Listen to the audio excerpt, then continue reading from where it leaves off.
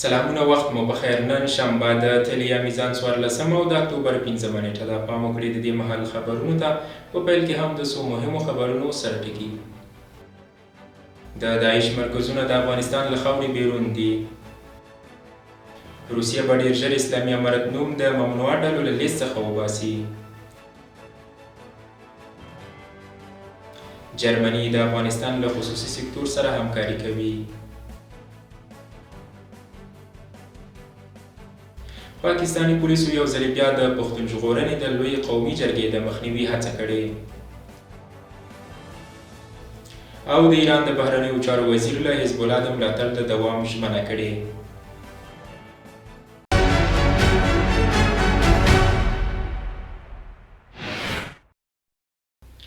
اوس هم بشپړ خبرونه. زه وحید الله توحیدي یم. متقي وایي داعش د افغانستان له خاورې بیرون پټنځایونه لري. د هیواد د بهرنیو چارو وزیر امیر خان متقي د مسکو فارمټ غونډې ته په وینا کې یو ځل بیا د داعش موجودیت له افغانستان بیرون یاد کړی او زیاته کړې دا د دغې ډلې روزنځایونه او پټنځایونه له افغان خاورې بیرون دي، خو د کوم هیواد نوم یې وانخیست.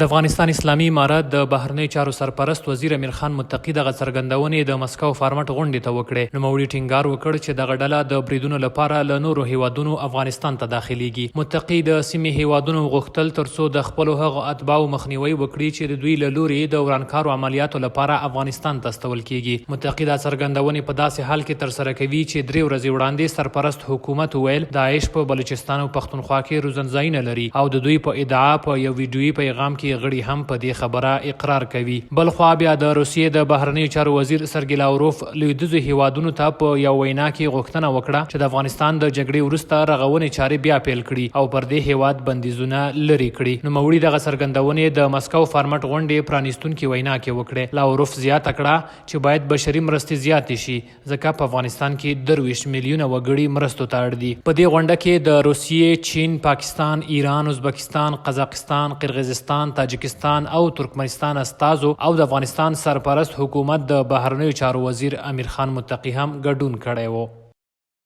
روسیه به ډېر ژر افغانستان اسلامي امارت نوم د ممنوعه ډلو له لیست څخه وباسي. زمیر کابلوف د افغانستان لپاره د روسیې ځانګړي استازي ویلي هیواد یې په پام کې لري چې د افغانستان سرپرست حکومت نوم ډېر ژر د ممنوعه سازمانونو له نوملړ څخه وباسي. د ټاس خبري اژانس د راپور له مخې زمیر کابلوف زیاته کړې د یادې پرېکړې قانوني مراحل نه دي بشپړ شوي، خو کوښښ کوو تر څو وړاندې د دغې پرېکړې نیمه پاتې مراحل بشپړ کړو چې ورسره به اسلامي امارت د رسما د روسیې ممنوعه سازمانونو له لیست څخه وویستل شي. د یادولو وړ ده چې تر دې وړاندې قزاقستان او قرغیزستان هیوادونو هم د اسلامي امارت نوم د ممنوعه سازمانونو له نوملړ څخه وویست.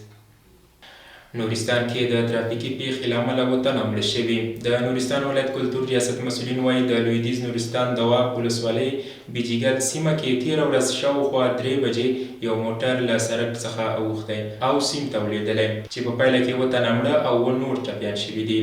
یو ځایي اوسېدونکی نورالحق توحیدیار د یادې پیښې په تړاو وایي دغه ډاټسن ډوله موټر چې له لغمان ولایت څخه د نورستان منډول ولسوالۍ ته په لاره و بیجیګل سیمه کې له سړک لاندې لوېدلی. په خبره موټر کې سپاره کسان ټول د منډول ولسوالۍ اوسېدونکي دي. د توحیدیار په خبره د پیښې ټپیان د ځایي خلکو لخوا لومړی د منډول روغتیایي مرکز ته انتقال شو، خو د 3 تنو روغتیایي وضعیت نازک و. هغوی د لغمان ولایت روغتیایي مرکز ته د درملنې په موخه انتقال کړي. په نورستان کې ډیری ترافیکي پیښې د سړکونو د خرابوالي له امله رامنځته کیږي چې ډیر وخت ورسره لوړې مرګ ژوبلې ملې وي.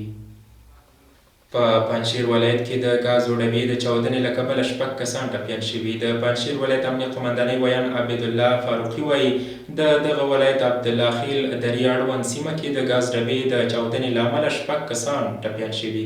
فاروقي زیاتوي یاده پیښه په یو میلمستون کې رامنځته شوې. خبر زیاتوي د پیښې ټپیانو روغتیایي حالت ښه دی او د یاد ولایت امنیتي ځواکونو له لوري نږدې روغتیایي مرکز ته انتقال شوي دي. نوموړي زیاته کړې یادې پیښې مالي زیانونه نه درلودل. عدلیې وزارت وایي اسلامي همکاریو سازمان افغانستان سره د هر ډول همکاریو ډاډ ورکړ. د اسلامي امارت عدلیې وزارت سرپرست مولوي عبدالحکیم شرعي په افغانستان کې د اسلامي همکاریو د سازمان له سفیر او دغه سازمان د دفتر له رئیس ډاکټر محمد سعید العیاش او ورسره مل پلاوي سره وکتل.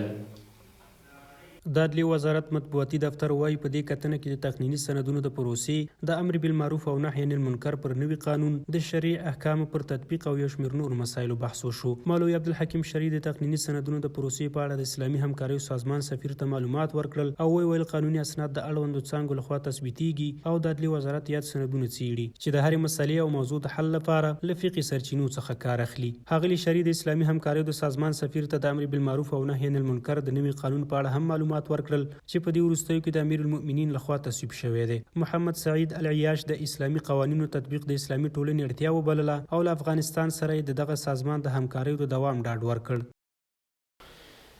د اسلحې او تخنیک ریاست وایي دریات یا منصوبین د یاد ریاست له لسورځني سیمینار څخه فارغ شول. د هیواد ملي دفاع وزارت د اسلحې او تخنیک ریاست له لوري د دریات یا تنه منصوبینو فراغت غونډه ولمانځل شوه. په دغه غونډه کې د ملي دفاع وزارت سرپرست وزیر مولوي محمد یعقوب مجاهد هم ګډون کړی و. د ملي دفاع وزارت وایي د اسلحې او تخنیک ریاست ظرفیت لوړولو لسورځني سیمینار څخه د کلو اردوګانو او لیواګانو د اسلحې او تخنیک درې اتیا تنه مدیران او امرین د ملي دفاع سرپرست وزیر مولوي محمد یعقوب مجاهد په حضور کې د یو لړ مراسمو په ترڅ کې فارغ او خپل سندونه یې ترلاسه کړل. د ملي دفاع سرپرست مولوي محمد یعقوب مجاهد فارغان ته په خپلو خبرو کې وویل خپلو مسؤلیتونو ته متوجه شئ. تاسو د خدای او ولس دواړو په وړاندې مسؤل یاست. تاسو د بیت المال د میلیونونو افغانیو په ارزښت د وسایلو او اسلحو ساتونکي یاست. همدارنګه تازه دمو فارغانو د مسؤلینو توصیو او لارښوونو ته د منلو ترڅنګ زیاته کړه چې په خپل ټول توان سره به خپل مسؤلیتونه سرته رسوي. په دغه غونډه کې د دفاع وزیر له لوري فارغینو ته بریالیکونه ورکړل شول. د ریاست الوزرا اداري مرستیال مولوي عبدالسلام حنیفي په چین جمهوریت کې د افغانستان سفیر مولوي اسدالله بلال کریمي سره لیدنه کړې. په دغه کتنه کې په چین کې د افغانستان اسلامي امارت سفیر مولوي اسدالله بلال کریمي د خپلو کړنو او نورو فعالیتونو په اړه د ریاست الوزرا اداري معاونیت مقام ته معلومات ورکړل.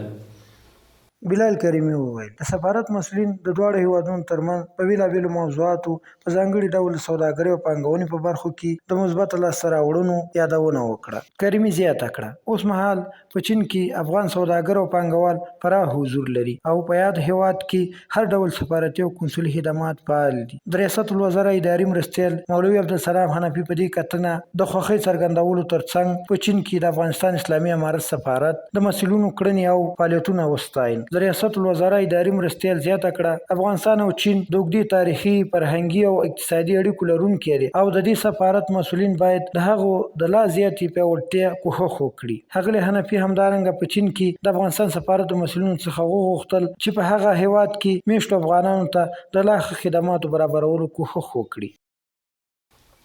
د افغانستان د مخابراتي خدمتونو د تنظیم ادارې اترا خبر ورکړی چې د کابل جلال آباد پر لویه لار یې 6 مخابراتي سایټونه خلاص کړي دي. په ټوله کې 24 سایټونه پلان شوي چې د 13 نورو سایټونو د جوړولو چارې روانې دي. د دې نوښت موخه د لویو لارو مسافرو ته مخابراتي خدماتو د لاسرسي اسانه کول دي. مسافر او موټر چلوونکي د دې خدماتو د ښه والي څخه خوښ دي او غوښتنه کوي چې په لویو لارو کې د انټرنیټي خدمتونو کیفیت هم لوړ شي. ملا هدایت الله بدري له سلیمان جلیو سره لیدنه کړې. د کانون او پټرولیم وزارت سرپرست ملا هدایت الله بدري د واویا ترکی شرکت له عمومي رئیس سلیمان جلیو سره په کتنه کې د تالک اوسپنې او مسو په کانونو کې د پانګونې د زیاتوالي غوښتنه وکړه. د کانون او پټرولیم وزارت خبر له مخې په دې کتنه کې د ترکی شرکت رئیس د دغه شرکت د فعالیت په اړه معلومات وړاندې کړل او هیله یې څرګنده کړه چې یاد شرکت به د ټولو اسنادو په نهي کولو سره د جوزجان په ولایت کې د سمنټو د پروژې تړون د کانون او پټرولیم وزارت او واویا شرکت ترمنځ لاسلیک شي. په دغه لیدنه کې د کانون او پټرولیم وزارت سرپرست دغه شرکت فعالیت او کړنې وستایلې او د هیواد په قانونو په ځانګړي ډول د تالک اوسپنې او مسو په قانونو کې د پانګونې زیاتوالي غوښتنه وکړه. جرمني هیواد د افغانستان له خصوصي سکتور سره همکاري کوي. په متحده عربي اماراتو کې د افغانستان د سوداګرو د شورا مشر د افغانستان لپاره د المان له ځانګړي استازي رالف ډیټر راین هارډ سره وکتل. په متحده عربي اماراتو کې د افغانستان د سوداګرۍ خونې شورا د اکتوبر په 3 د یوې اعلامیې په خپرولو سره ویلي چې په دې غونډه کې د جرمني ځانګړي استازي ډاډ ورکړی چې هیواد به د افغانستان له خصوصي سکتور سره همکاري وکړي. د دې اعلامیې له مخې په متحده عربي اماراتو کې د افغان سوداګرو د شورا رئیس حاجي عبیدالله صدرخیل په افغانستان کې د افغان سوداګرو او خصوصي سکتور په اړه د المان ځانګړي استازي ته معلومات ورکړل او د خصوصي سکتور ودې په برخه کې شته پرمختګونه او ننګونې هم ورسره شریکې کړي.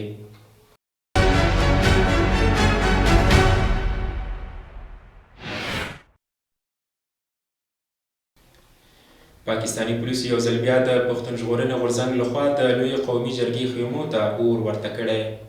له خیبر پښتونخوا څخه ځایي سرچینې وایي چې پاکستاني پولیسو یو وار بیا د پښتون ژغورنې غورځنګ پر لګول شویو خیمو برید کړی دی. د سرچینو د معلوماتو له مخې پاکستاني پولیس تېره شپه ناوخته د پښتون عدالت قومي جرګې میدان ته ورغلي او یو شمېر خیمو ته یې اور ورته کړی دی. سرچینو زیاته کړې چې د پاکستان حکومت په سیمه کې انټرنیټ پرې کړی او له همدې کبله په دې اړه ډېر جزئیات نه دي خپاره شوي. باید وویل شي چې پاکستاني پولیسو او فوجیانو 2 ورځې وړاندې هم د پښتون ژغورنې غورځنګ لګول شویو خیمو ته اور اچولی و او د جرګې یو شمېر تنظیمونکي وهلي او ټکولي و. دا په داسې حال کې ده چې د پښتون ژغورنې غورځنګ د روان اکتوبر میاشتې په 11مه نیټه د پښتنو قومونو یوه لویه غونډه رابللې ده. له بل لوري د بخښنې نړیوال سازمان ویلي پاکستان د اعتراض کوونکو حق ته درناوی نه لري. بخښنې نړیوال سازمان پاکستان ته ویلي د مخابراتي شبکو فعالولو او د اعتراض حق ته درناوی وکړي. د بخښنې نړیوال سازمان له پاکستاني چارواکو غوښتنه کړې چې ژر تر ژره مخابراتي شبکې بیرته فعاله او د سوله ییزو اعتراضونو حق ته درناوی وکړي. دغه نړیوال سازمان له پاکستاني حکومت غوښتي چې حکومت باید د اعتراض کوونکو پر وړاندې له ناقانونه فشارونو او ځواکونو څخه کار وانخلي. د تحریک انصاف ګوند پلویانو په اسلام آباد کې د اعتراضونو د ځپلو په غبرګون کې بخښنې نړیوال سازمان ټینګار کړی چې د اعتراضونو د مخنیوي لپاره د مخابراتي شبکو بندول او د لارو تړل د بیان د ازادۍ او معلوماتو ته د لاسرسي حق نقض کوي. دا په داسې حال کې ده چې پاکستاني ریاست د پښتون ژغورنې غورځنګ منظور احمد پښتین پر سوله ییز لاریون کوونکو هم ډزې کړي او د یاد غورځنګ یو شمېر پلویان یې له ځان سره وړي دي. د ایران د بهرنیو چارو وزیر له حزب الله د ملاتړ د دوام ژمنه کړې. د ایران د بهرنیو چارو وزیر عباس عراقچي پرون په بیروت کې ویل په لبنان کې د ده حضور ښیي چې هیواد به د حزب الله تر شا ولاړ وي. عراقچي خبریالانو ته وویل چې د ایران اسلامي جمهوریت په اسرائیلو باندې د بریدونو د دوام اراده نه لري خو د اسرائیل د نورو اقداماتو په صورت کې به حتما سخت ځواب ورکړي. له بلې خوا د اسرائیلو د پوځ یو ویان پرون جمعه وویل د پوځ د اټکل له مخې د دې اونۍ په لومړیو کې په لبنان کې د اسرائیل د ځمکنیو عملیاتو له پیل راهیسې د حزب الله د وسلوالو ډلې شاوخوا 250 غړي وژل شوي دي چې پکې یو شمېر جنګیالي او د کنډکونو قومندانان شامل دي. د اسرائیل پوځ دا هم ویلي چې د اسرائیل په شمال کې په یوه جګړه کې 2 اسرائیلي عسکر وژل شوي خو پوځ نور جزئیات ورنه کړل.